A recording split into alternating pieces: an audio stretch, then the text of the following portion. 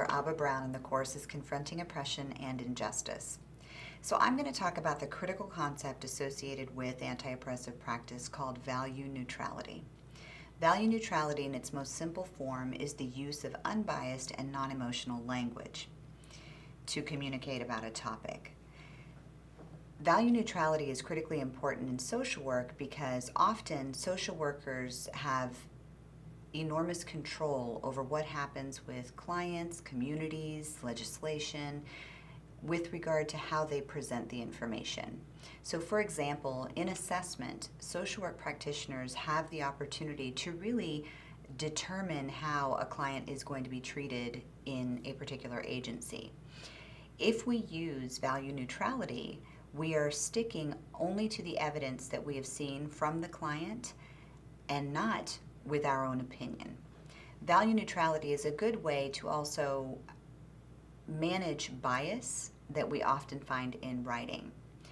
Value neutrality separates emotion from fact. And this is very important because although we may feel a certain way about a client population, a community, those feelings may not be relevant to either the assessment and or interventions that we are designing for those communities.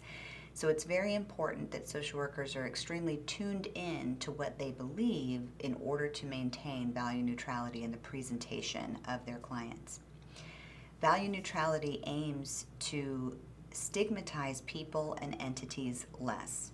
For example, if somebody has a criminal background history and in an assessment they are introduced as a felon, that is already putting a label on that individual that is not necessary in order to communicate the fact that they have a criminal history. Language is very powerful, and the way that we shape language around our clients and the populations that we work with really shapes the interaction that they will engage with from other people beyond the social worker. Value neutrality influences a social worker's ability to establish rapport, engage in dialogue, and lead. It's critically important that as social workers, regardless of your field of practice, that you are trusted, that you are deemed to be credible. And the way to engage into establishing rapport with communities that you may or may not be a part of is to be neutral in your language. To be somebody who is receptive to what is going on, but who communicates in a non-emotional way. And value neutrality requires that a social worker be very self-aware and able to recognize their own biases. Even experienced social workers have bias. Even experienced social workers have days when they find it frustrating to work with a particular client or community based on how they might feel about either that individual or something associated with that. And so value neutrality reminds us to be very mindful of excavating evidence out of every situation as opposed to opinion. So I'm going to give you an example of value neutrality, value-laden language. She made an obscene amount of money, or he is a brave survivor of intimate partner violence. In these circumstances, there is factual information and there is value-laden language. A more value-neutral way of saying the exact same thing would be she made a large, or better yet, enter the amount of money, or he is a survivor of intimate partner violence.